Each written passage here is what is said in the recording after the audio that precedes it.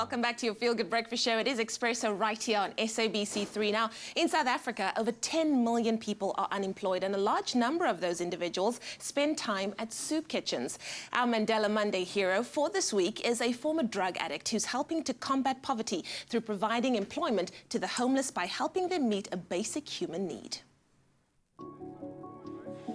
It feels nice to be able to be a change maker in your community. And I believe with social entrepreneurship, anybody can create a job or two. Born from his personal experience of overcoming great challenges, Paul Talliard created Hands of Honor to give unemployed men a way to help their community by upcycling products and transforming rundown spaces. Many years ago, I was one of the first firemen of color, and I was doing very well. Unfortunately, I fell into a crack cocaine addiction, and I lost everything. 4 years later, I walked into a soup kitchen. I was asked to help at the soup kitchen, and I decided to start a support group. And now I was sitting with lots of men and no jobs, and I eventually started a social enterprise called Hands of Honor. Through his social enterprise, Paul helps former drug addicts and rehabilitated offenders to rebuild their lives through projects which help their community. I was living on the beach for 2.5 years at St. James, and it's only after that I came to Paul. My life dramatically changed.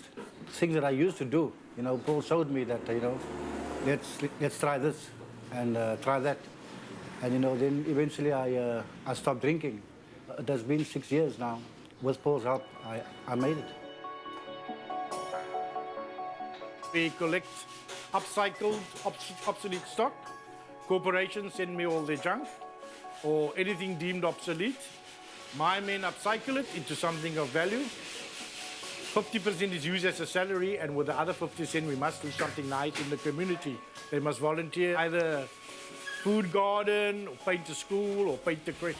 Just something positive. Those positive projects include a food garden for a children's home, repainting and upgrading creches and primary schools, and turning a derelict building, which was a former drug den, into a community factory which now makes school clothes. Although there are many causes for the social ills that plague our communities, the main cause, I think, is unemployment.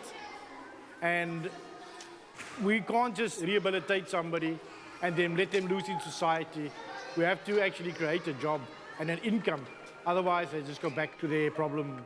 A former drug addict and member of local gangs, Brian Klutter met Paul while looking for work by the roadside, and the meeting changed Brian's life. Paul gave me some hope where Paul was, and he told me his story. Not yet forming Hands of Honor, but starting with seeing a guy like that, at least try and gave me some hope.